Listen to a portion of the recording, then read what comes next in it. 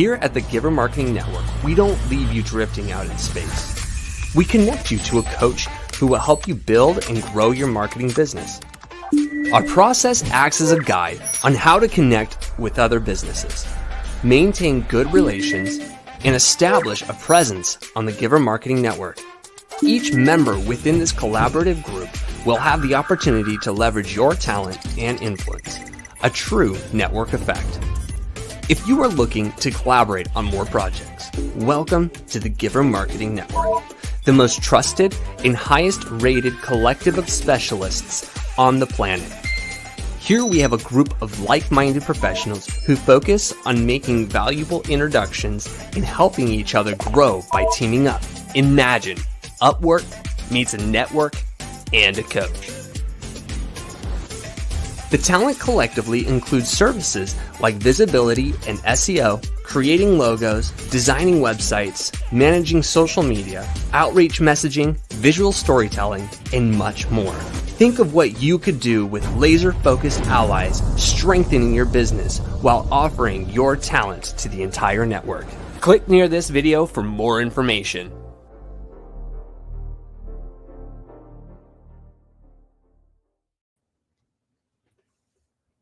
Welcome, everybody, to the Giver Marketing Network broadcast. We're here with our friend David Baer, who's going to be helping us understand how to build an AI team that will rock your world. We're going to take your efficiency to another level, take the confusion out of this conversation, and really give you some tools that'll really help you in your business, in your organization. And as marketing professionals, we love to showcase tools that are actually working, we actually use in our own businesses. So this will be one of those type of presentations and conversations. Want to also welcome Kingdom Warriors University as well, and all the others that are watching. David is a part of a company, a team called the Prepared Group, and he also has some specialty presentations that he loves to showcase, which we get to experience today. So, hey, David, can you share with us a little bit of your background, kind of where you came from? How did you even get into this conversation, the space that you're in right now when it comes to building AI teams? What's the story here? Yeah, absolutely. And I'm gonna give you my little bio on my slides in just a moment. So I'll save some of it for then. But Sure. But I have been an early adopter of a lot of technology when it comes to the work that I've done. I started with AI stuff not back in the 1950s when AI actually first was coined as a term, but soon after that in 2019. And so I've been playing around with this stuff for about 4 years at this point. Really initially digging into how do you create content, which as marketers, we always are interested in how do we leverage tools to be able to get our messaging out there and more widely spread and more of it more efficiently, more effectively, etc. And as the technology has increased in its ability to do so much more, I have found problems that could be solved with this technology, including what we're going to talk about a bit today. But I'll go into a little bit more detail of different places that you can be using AI that really are not as obvious to a lot of business owners. I spent much of 2023 talking to business owners around the globe. I gave 48 different talks to business owners and learned a ton from them in terms of their understanding and awareness of what exists out there in the world of AI, most of which is really a lack of understanding of what the technology is. And so we'll talk a little bit more about that in a moment. We love your insights. You've helped our organization, the Giver Marketing Network. You've helped me personally think about some things on a deeper level when it comes to not only marketing, but different aspects of business. And so this will be a really fun kind of combination of some of those things. Let's jump in. Let's get some visuals, some fun visuals going right now as we rock and roll. And so before we begin, share with us a little bit about what we're about to see here. Well, you're going to see a bunch of slides, and I'm going to talk you through those slides, and those slides are going to tell the story that I am aiming to have communicated to the audience. But more seriously, the idea here is that there's all of this AI buzz right now. In one of my other presentations, I talk about the fact that we're overwhelmed with tools.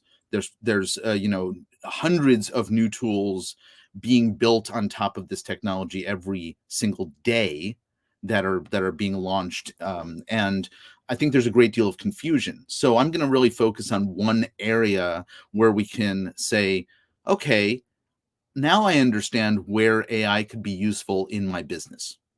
And that is the idea of extending your capabilities in your business by adding quote unquote additional team members to your organization by creating AI virtual team members. That's what we're talking about. Come on. And then I understand there's a goodie at the end of this trail here. There's a gift that you want to give the audience if they pay attention and rock it all the way to the end. Is that correct? Yes, as long as I can get it all in the time that we have available, I'm going to be giving away 10 different AI personas that I've written out in full detail, and folks can then take and not only use them, but also emulate the structure of them to create additional team members that are appropriate for their business needs. Ooh, extremely valuable. Okay, let's rock it, and then we're gonna have a kind of a group discussion toward the end, and we'll give away some goodies around that time as well. All right, you got it. How long do you want me to run through the presentation before we jump into a conversation? I want to make sure that I leave plenty of time for chatting. 20 to 30 minutes. All right, I'm going to speed through this then. Come on. So here we go. This is my bio that I had promised was coming. I've been a marketer since 1996, first in the classical music and theater world in New York City. I got into wine marketing, which is what brought me across the country to where I currently live in Portland, Oregon. Started a Facebook ads agency back in 2010, working with wineries. These days, I mentor and train marketing service providers, and I have been playing with AI since 2019, as I said a moment ago. So we're going to talk a little bit about in an organization, there's a bunch of different roles. When you're a micro business, maybe you are wearing all of the hats and playing all of those roles, and it might be useful to have an additional insight or additional skill set to help support you. Even small organizations may not have all of the roles filled. And so this idea of using AI to help fill some of those roles is really the idea that we're going to be covering today. The idea ultimately is to increase efficiency and increase the level or quality of your work within an organization. So I want to just share a study that came out, and this was middle of 2023. This Future of Work report that was published on LinkedIn talked about the idea of how businesses were looking at AI and how they were thinking about incorporating it. This number, 47%, I think is much higher these days as there's greater awareness of what AI can actually do in organizations. But this chart on the right, and I'm going to zoom in on the next slide here, really speaks to where AI can be used in what types of roles and where it really can't. So if we zoom in here, you can look at things like, a software engineer or a teacher might have a good amount of support that they can get from AI because there's reading, there's intellectual content that they're working through, there's building stuff in code for a software engineer, whereas somebody who has a very manual offline job like a nurse doesn't really have a lot of opportunity for AI to play a role in supporting or augmenting the work that they're doing. And I think that's really important in terms of a lot of this discussion of AI is taking our jobs that continues out there. I would say AI is improving the work that we have the ability to do. And to really speak to that, I want to talk very briefly about a study that was done by the Boston Consulting Group, where they had AI support a bunch of their consultants. 758 consultants were working with AI in this study, or actually there were 758 consultants overall. Some used AI, some did not. And what they saw was those who used AI, they actually finished their tasks faster. They were delivering the results at a higher quality. I'm not quite sure what the qualitative metric was there. And they were able to accomplish more overall. And to speak to that even in a deeper way, those who were already considered the top consultants, the top half of those people who were using AI still improved in terms of their output, whereas the bottom half improved actually a significantly larger amount. So you can see these were the top half skilled participants improved their output by 17%, the bottom half by 43%, which means that somebody who's at, I don't want to say the bottom of the totem pole, but in terms of the quality of the work that they're currently doing, kind of the entry level. Is that what you're talking about? Kind yeah, of that. Maybe somebody who is doing something more manual in an organization. If they are learning how to supplement the work that they're doing or augment the work that they're doing with AI, they can actually contribute more with the assistance of AI to the organization overall.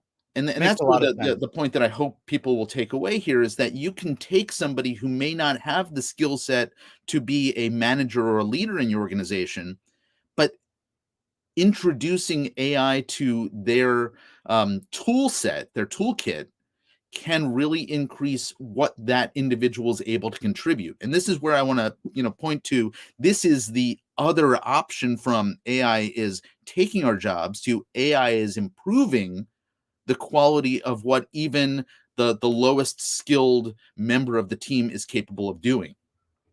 Make sense? So let's talk a little bit about AI-powered team members. I think anybody who's been using artificial intelligence tools like ChatGPT or Gemini or Claude, any of these things out there, Jasper, you may have encountered the idea of giving the AI a role, because when we're giving it instructions, the more narrow we're telling it, hey, just think as if you're in this role, the quality of the output, the focus of the output, the less generic the output becomes, right? So if I were to say, act as a marketing expert, it would now think about the question that I'm about to ask it in a narrower way. But I want to go beyond this because I want to really dial in what we're able to build for our organization. And so I don't simply want to tell it, hey, you're an expert in this, you're an expert in that. I want to give it much more detailed instructions. We're going to get to those in a moment, but first I want to talk for a moment about how do you even begin to think about what type of team members might be useful for your business. And the first thing you can do is just sort of look at what your business is and say, all right, I'm good at this, I'm not good at that, we don't have somebody doing this. But if it's not as obvious, where can you turn? How can you figure this out? Well, surprise, surprise, I turn to AI to guide me through this process. And here's a screenshot of a little chat that I did with Gemini, where I simply said, I want to add some AI personas to my team to help support my business. Can you outline a process to come up with the right mix of team members? And then it guided me through, step one. David, are you saying you're using AI to help you use AI? It's totally meta, and I'm not talking about the one in California. Yeah. Yeah, this is good. So figure out what the business needs are, right? And then it walks through, pain points, opportunities, desired outcomes. Map out the ideal skills and roles that we want and put them into different categories, prioritize them. I mean, this is pretty obvious stuff, logical stuff, but it's not necessarily intuitive to work this out. And so asking AI this question, will at least give us some structure for how do we make this decision? And then ultimately, and this is the key to where I want to go next, what are the specific attributes of these personas, of these team members that we want to create. Now, and I want to stop and talk about this point for a moment, because we're going to spend a lot more time on this, the contents of this particular slide. Remember how I said, when you give it the instructions to act as an expert in something, it's still fairly generic. But when we're interviewing and seeking to hire an actual, staff member for our team, for our organization, we're making some decisions based on the individual, sitting across from us, their pedigree, the background that they have in both education, in where they've worked before, the environment that they've worked in, because that is all going to help us understand what are we going to have them contribute to our organization. And I'm going to revisit this in a moment when we start talking about an example that I've built out for us to look at. But here's one that I did to give sort of an example of what this could look like. I was doing a talk for some folks in the construction and development industry, and we were talking about how do you build out a project manager for a construction project who can give you insight into the way that they work or operate or think. If, and in this scenario, you're a subcontractor and you want to understand what the general contractor's project manager is going to want from you, how they think through a process. And so this is a way of even thinking about not just within your own team, but how you're serving clients or how you're serving partners, what they may prioritize, what they may think, what they may need, and then you can produce a better result or a better quality output to accommodate the perspective of those you're working with outside of your organization. So I've confused matters a little bit by talking about something beyond team members, but I hope you can appreciate the value of even thinking about, how do you create a persona for a partner and then be able to enhance what you're building for them. Go ahead. I love that you're bringing an example here, because it puts it right into front and center on our desk, if you will, and and ready to implement not only with our own team, but those teams that we work with and collaborate with and partner with, or maybe even our clients in this case, and being able to help them. And anytime we can serve our clients or even our internal team at a higher level, there's a stickiness, a Velcro that ends up happening, because you're bringing something that may be confusing to them or not sure about how to use, or maybe bring some clarity to them. And so these aha moments, these light bulbs go on as we talk about examples like this. So thank you. Yeah, sure. So how do you build a team member? Well, this is one way to get started. And what I realized, I should probably just grab a quick shot of this, and we'll drop that in the chat for you all. So yeah, there we go. It didn't get that line. So the role of blank, right? You need to include that from what I just dropped in the chat. But you can start simply by saying, I want your help building a comprehensive persona to serve as my AI employee in whatever role. And then in order to figure out what are those particular characteristics or aspects of that individual, you can tell it to start asking you questions that will help it dial in what those characteristics might be, right? It'll get you thinking too, because again, a lot of this stuff doesn't come naturally to us, right? So I'm going to give you a couple of ways that I like to think about this. And this was something that I learned from a YouTuber named Igor. I know his last name starts with a P and I can't remember. Has a great YouTube channel called The AI Advantage. And back when ChatGPT released the custom instructions option, he came up with this idea about how do you build out these personas and introduce them to the custom instructions. The custom instructions have two different sections. The first one is what are the instructions for the interaction that we're having? So that's the stuff that he created on the left-hand side, the about them.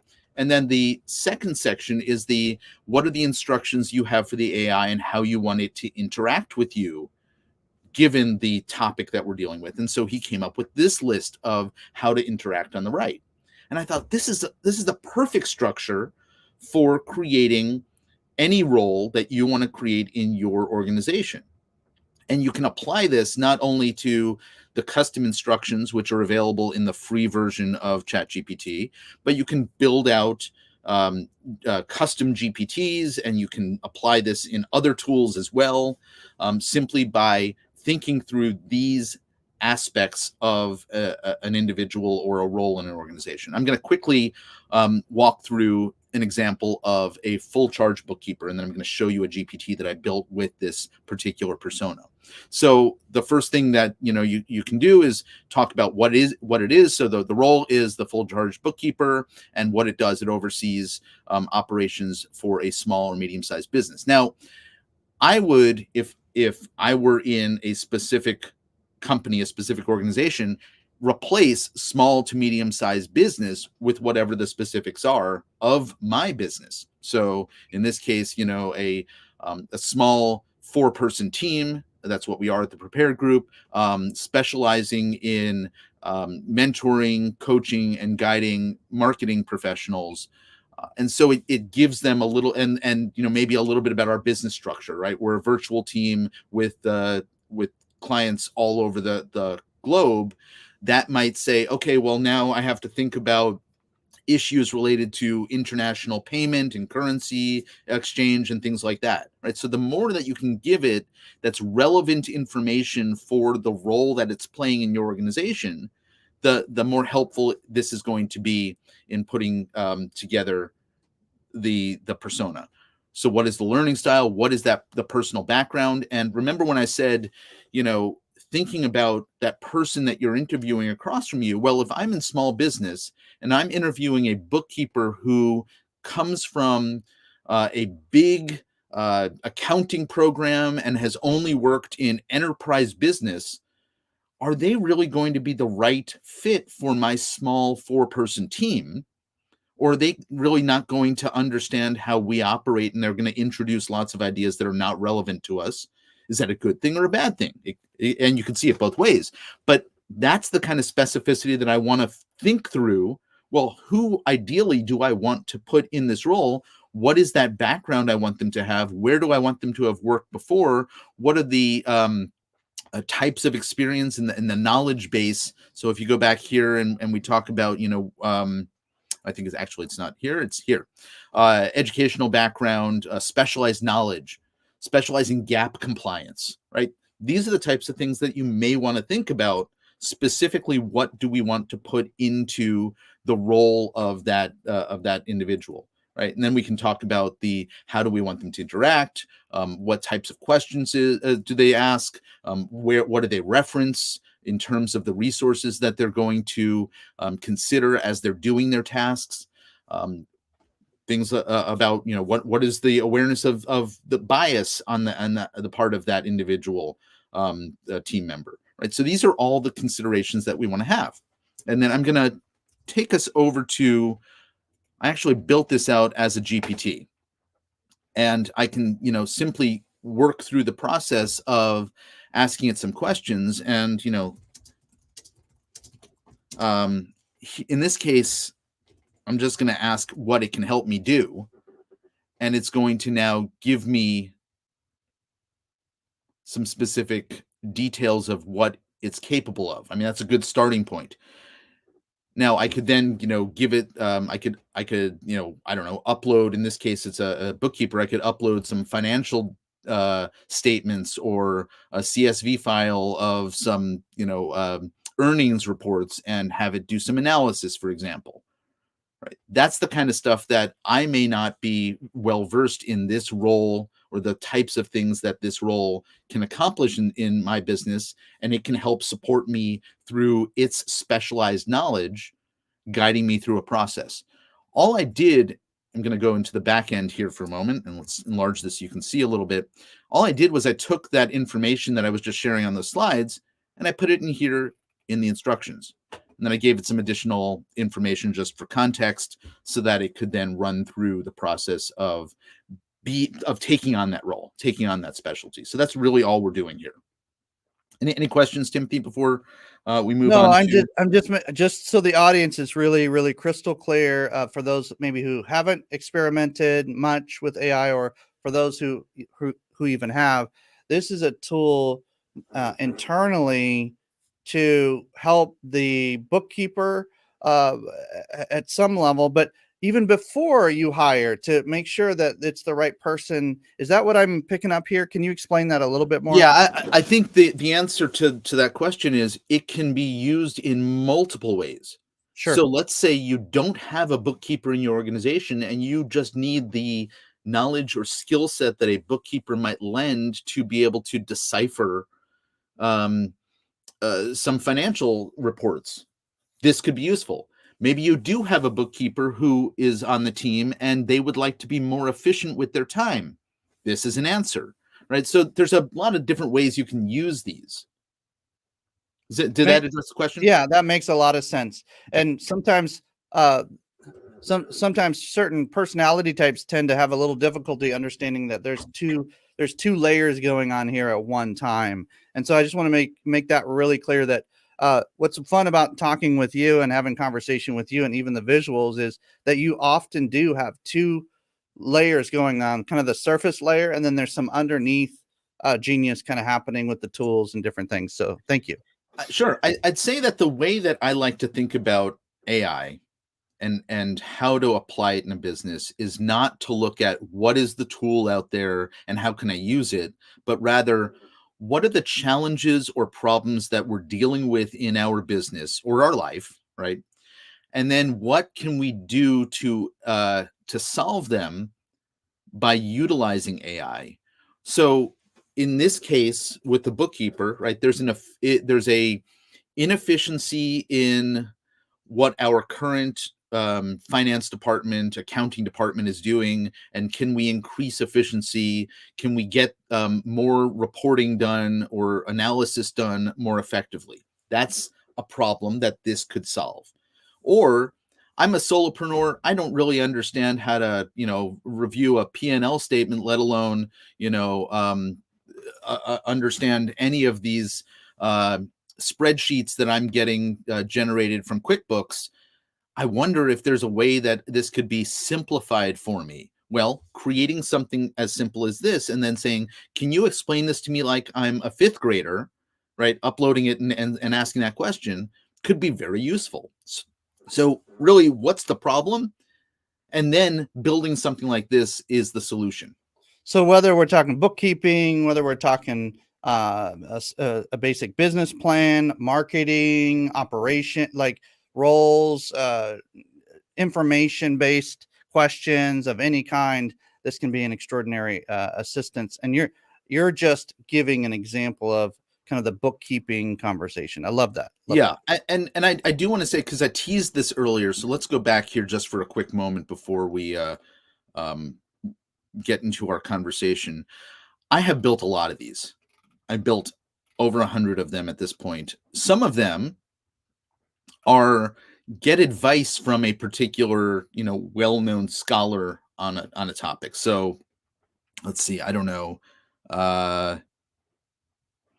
Dan Kennedy, get advice from Dan Kennedy, and you can interact with and it is dialed in as Dan Kennedy. So it may not be that it's a team member, right? It may be just an external. I wonder what such and such a perspective on this situation might be. What somebody based on their, years and years of publicly available published information, what their input might be on my situation. Right. So there's a lot of different ways to attack this. I'll give you one other one as an example. Let's see. You just said Dan Kennedy, so you have my full attention. So just keep doing whatever you're doing. Yeah. So how about this? So lean startup methodology.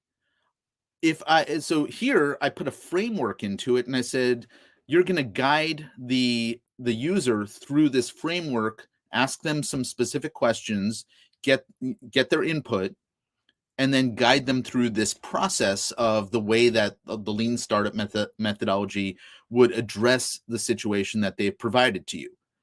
So again, these could be simple guides to solving problems based on classic frameworks as well, right? So there's additional ways to utilize this technology beyond simply creating a team member, but I think that that's a really good starting point, the team member concept. And so let's jump back into the slides, because I want to jump over to discussion. But before we do, I want to help folks understand what this might look like in their business by providing them with 10 really solid examples. And that's these 10 essential AI team members that I built. The first one is a business coach. The second one is a CFO. The third one's a copywriter, social media manager, market research person, an SEO blogger, a legal compliance advisor, customer service specialist, an executive assistant, and a human resources individual. And so these are all available. I put them into Notion so that they can be copied and pasted easily. And you can see when you get into Notion, there's a little drop down there, and I made a video with instructions on how to use them and different places to use them in AI, depending on what tool you have, whether it's the free ChatGPT version, or if you want to build out a custom GPT like the ones that I've just been showing you. I walk through all of that in that video as well. So you've put all your, a lot of time into building out these personas, making sure that they're pretty solid, so that the audience and those listening and our power partners out there are able to kind of streamline and really get right to the meat of what these tools can do. They can play around with these personas, experiment with them, and really learn how to interact with certain set up criteria within the AI tools, correct? Yeah, and I would say that my recommendation is these are starting points, right? This is going to help somebody look at it and go, oh, I get how to build this, or this is the right starting point, but now I'm going to tweak this information for my business, or I'm going to use this structure. And do we have another like 2 or 3 minutes for me to jump into one of these? 100%. Yeah, right. AIcotery.com/10 personas, ladies and gentlemen. Let's go. Let's just jump over to now I have to remember exactly where they are. I think they are in my shared stuff and in my 10 personas. Okay. So why isn't that moving out of the way? Okay. So here's an example of one of them, and let's just go into the CFO. I've made basically two different versions of it. One is the version that I've just shown you, the same structure that we were just talking about. I'm going to increase the size a little bit so everybody can see. And then I created this alternate method, which I found fascinating. I took a class on how to effectively communicate through emojis to expand the way that the instructions are being related, because you only have a limited amount of content or characters that you can put into instructions. So I've built these out using emojis, and with the assistance of AI, helped sort of figuring out how to structure these instructions. These are convoluted and difficult to follow, even for me to read through it, and I created it. This is a lot simpler.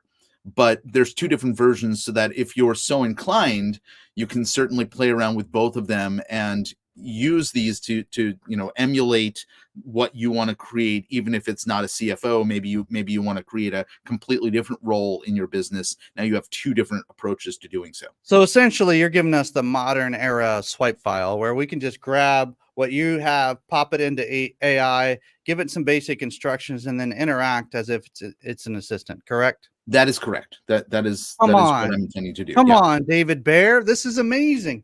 Ladies and gentlemen, grab those gifts before even right now, as we get into roundtable discussion.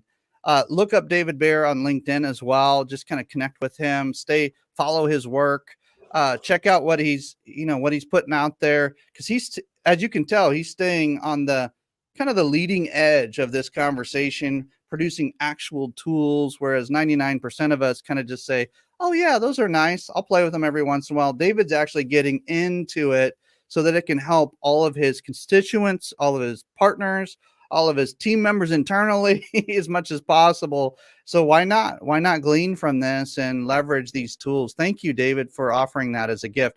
I've seen gifts like this range anywhere from $500 to $5,000. I mean, just to be able to have access to this kind of thing. So thank you.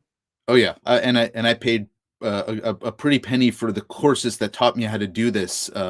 So I'm happy to share, because I think that the more literate, the more of us get with this stuff, the more effective we're going to be in our businesses. And so I want to make sure that people are not left behind on embracing the technology to be able to incorporate it. And then, what can you expand beyond this once you get these basics down?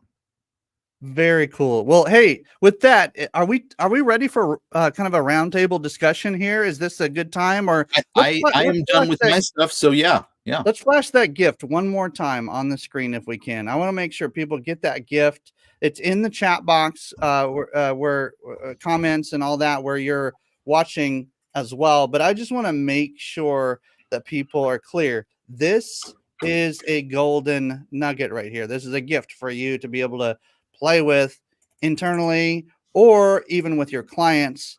And we just want to make sure that that's available to you. Okay. So aicoterie.com/10 personas. Grab it quick before it leaves the screen in 3, 2, 1. Come on, ladies and gentlemen, let's rock and roll. Okay.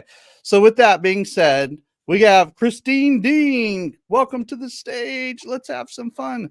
Joel Snyder. JD is with us as well, and we're gonna mute our own microphones if we're not talking, just for sake of clarity as far as being able to talk. And I want to make sure that I'm able to kind of hear the questions and everything like that. I think Frank might have a little bit of noise in the background, but he can put his questions in the chat box and we should be good. All right, with all this coming at us, it's not as much a fire hose, because I've seen presentations where they're a fire hose. Okay, this is a very clear example of how we can use this tool today. Very practical, very on point. And so I just want to thank David for that. But let's go into questions. Do we have any comments that came from the audience? Any questions? Christine, maybe you can lead this part of the conversation. Well, so I was excited about what you had to say, because it's making us think about it as business owners in ways that we may not have thought of using this option with AI. And it's just mind blowing. I'm still going, wow, wait a minute, because there's areas of expertise, right? I was automatically thinking of, for example, Genius U has a wealth dynamics assessment, and it'll tell you as an entrepreneur where your areas of specialty are and which areas are not. So to take that and apply that to what the tools that David has here, right? You think about, okay, well, it tells me I'm not strong in this. Well, what if I created my team member? Because they claim that to be successful, you need to have all these team members in place, right? And use that to fill in some of the holes so that you're not missing that part, right? Just wow. Love it. And I would add just one thing, Christine. You could also, if you don't have that assessment, you can create an assessment tool with this to guide you through to help figure out where those inefficiencies or holes are in your business as well.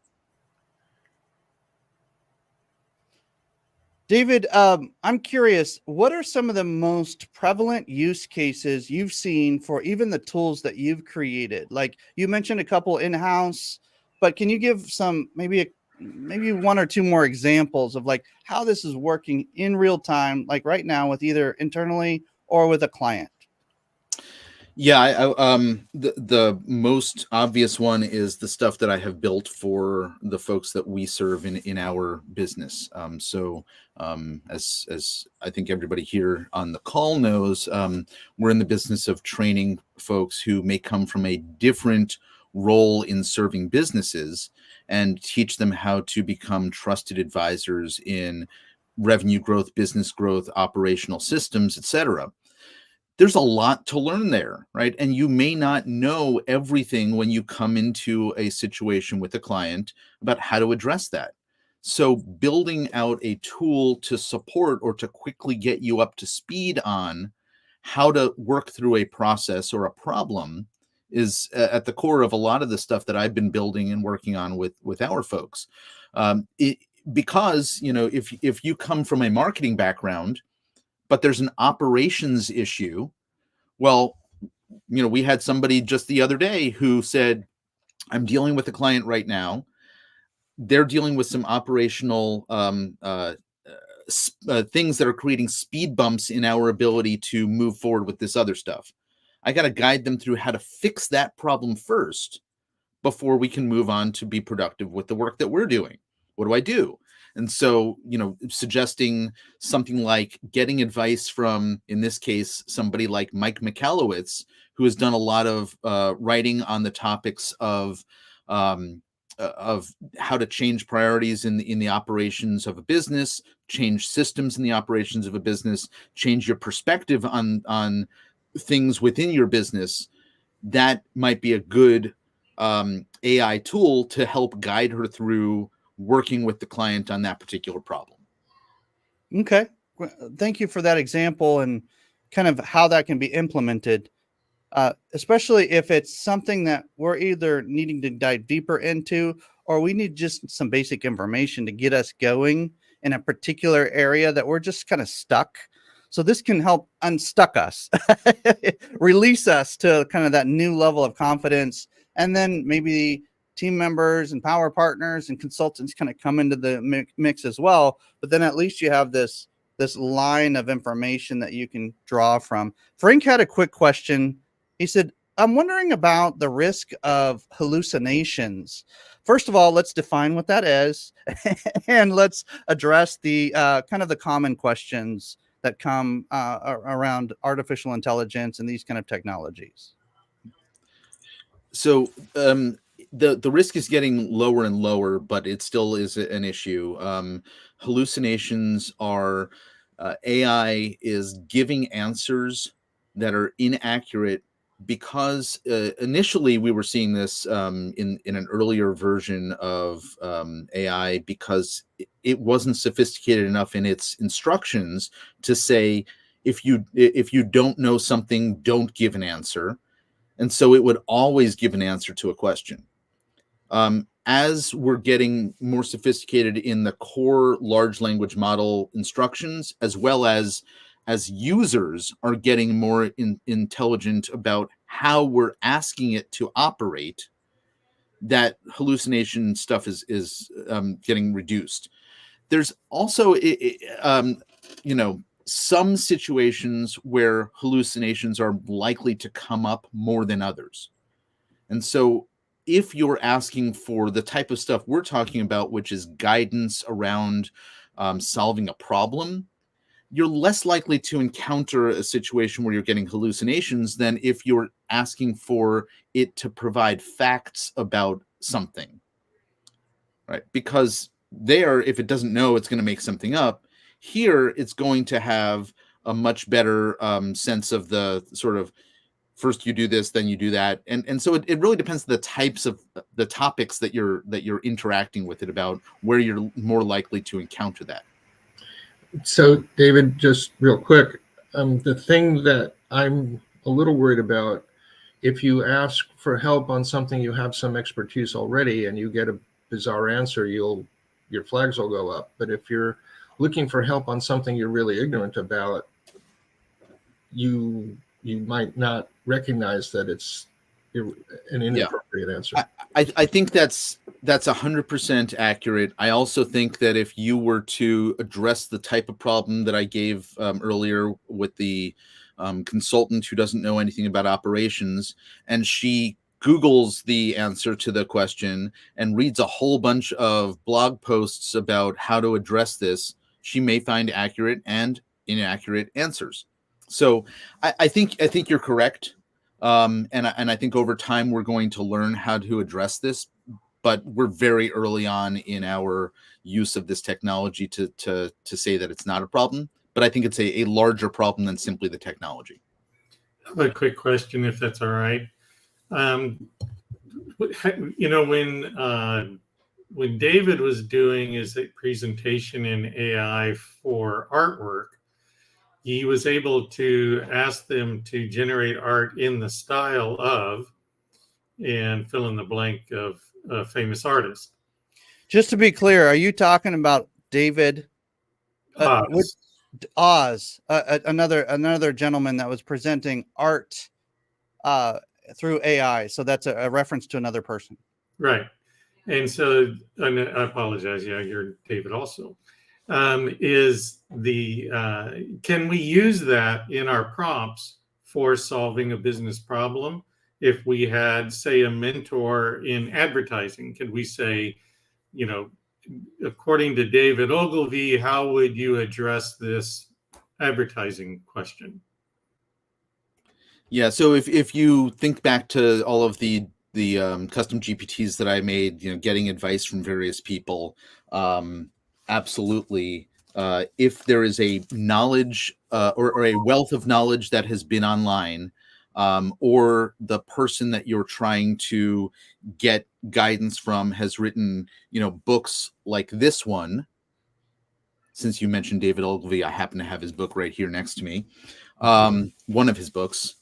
Actually, I have his other book right behind me. This is not a fake background, by the way. I can actually grab stuff, unlike some people on this call. And so if there is knowledge that has, you know, been available online where all of these platforms have been trained, then yes. Going back to Frank's question, the hallucination thing used to be a problem. If I said something like, you know, I'd like information on such and such from the perspective of, you know, Joe Bob Smith, it might give me an answer, even though it has no idea who Joe Bob Smith is. Now that problem has been addressed because there have been so many issues with those types of hallucinations. There we go. Does that answer your question, Joel? Yeah, that's fantastic. I think that if people have taken the time to get educated in their craft, they have mentors that they've studied over the years and whatnot. It would be great to be able to tap into some of that historic knowledge that's not just blog related, but actually specific to that person, that expert. I love taking the books. David and myself and several others jump into a book club together, sponsored by the Prepared Group, and I love taking the titles of books, famous or semi-famous authors, and just asking it for a chapter summaries. Like, just give me a little bit more than just the title. Like, just give me just a little bit more. And it makes for extremely fast learning, streamlined information gathering, even if that's kind of the mode. And I just appreciate kind of this thirst for knowledge, even if there's an aberration every once in a while where you're like, what the heck is that? That's not the David Ogilvy I was talking about. Like, you can kind of tell if you know the authors or the influencers or the information givers or the person that you're researching. Okay, any other questions for David? JD, do you have anything? I do have a question in regards to AI, because we were talking about using mentors such as Ogilvy, and you'd mentioned, and we saw your whole list of people that you can ask advice from. But what is the legal ramifications of having of using all of that material to train a bot? And is that something we need to be worried about as small businesses? I'm not a lawyer. I can create an AI lawyer to try to help answer that question. But here's the answer that I think we're finding.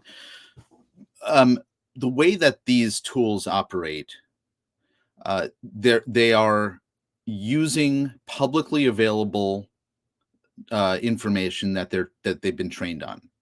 Most, but not all, most of these platforms are saying if you find yourself in a legal situation as a result of using our tool, we are taking the responsibility. One of the large ones, and I can't recall which one it was recently.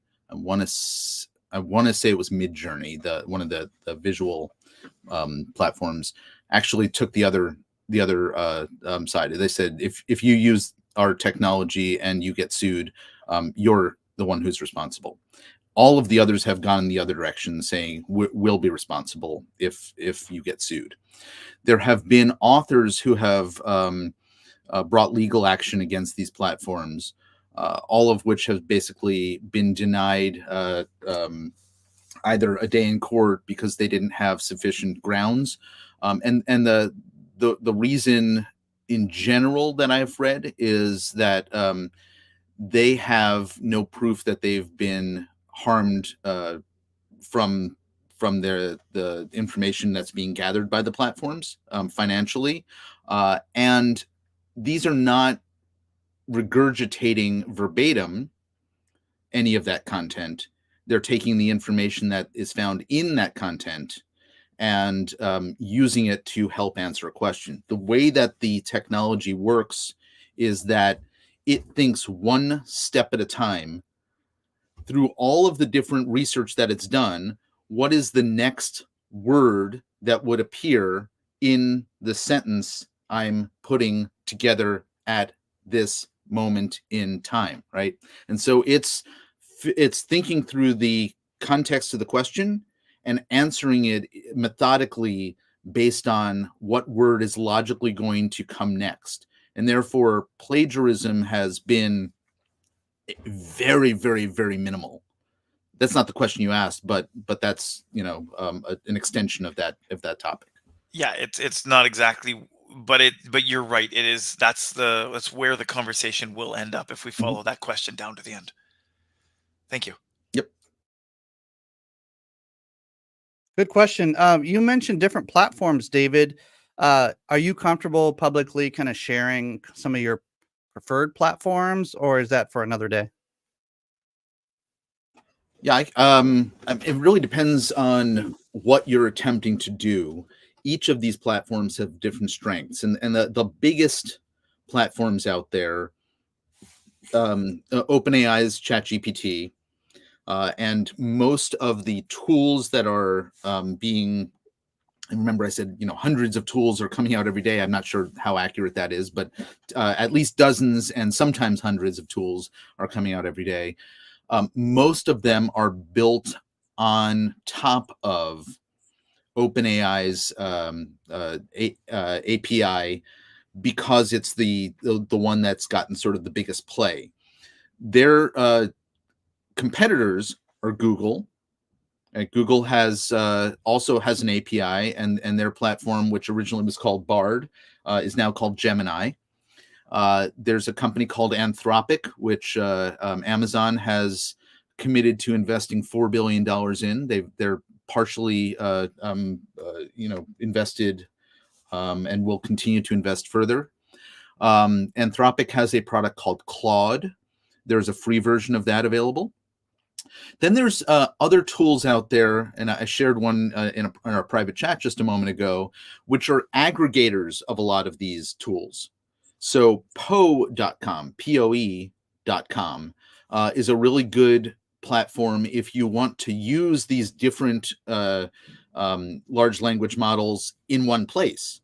And for, I think it's $200 a year right now, or $20 a month, you can say, okay, well, for this project, I'm going to use the Anthropic Claude API because it's better at writing and in a creative manner. But for this one, I'm going to use Gemini because it's much better at working through math problems and numbers and computations, right? And so each of them have different strengths. We're continuing to see new developments rapidly happening in this space. And so, recently Claude had a new upgrade. It's, their highest end platform or LLM called Opus in Claude 3 overtook in the benchmark rankings ChatGPT 4, which was the gold standard up until a couple of weeks ago. And that's going to change again. It's going to change again. It's going to change again. And then suddenly, you know, in 2 years, all the stuff we're talking about now won't even exist anymore. And we're going to have some new paradigm of like how this all Yeah, works. not in its current form. Right. It'll probably feel like when the search engines first came out. It's like, okay, I searched in this way back in the early days, and then eventually we ended up with this, and now we have this, and this that have kind of risen to the top of the mountain of these tools. And I remember the early days of the search engines. I know many of us here do as well. And I'm thinking, yeah, this seems very familiar, but exponentially more, how should I say, beneficial if you leverage the tools, because it's like search engines meets creativity meets how would you explain that, David? Well, Like, you bring up an interesting point, and it's one that I included in a lot of the talks that I gave this past year when I'm talking about how do you use this this technology. One of my recommendations, and I'm not answering your question exactly, but I think this is an important point to share. One of the recommendations I have given is we have all incorporated Google or Bing into our I was going to say or Alta Vista or Ask Jeeves, but probably not, into our daily routines. And one of the things that I would suggest is very useful for people to start doing is to add one of these apps or several of these apps to your phone right now. Perplexity is another platform that I think is fantastic. It also sort of incorporates search and it's a master at that. Finding a way to incorporate those into your daily routine when you have a question, I would say when you're going to go to Google and search something, take the time to also try to address the question or solve the problem, you know, aside from getting driving directions to some place or you know, find out what pizza place is closest to you or whatever. Use AI to address the same problem and try to figure out which is the better path for what you're trying to accomplish. Because search engines are going to continue to be real useful for us in certain ways, but AI tools may solve different problems or address the problem from a different approach or different perspective. And getting in the habit of using them as frequently as we do search engines, I think, can be very useful for people to figure out where each applies in their life.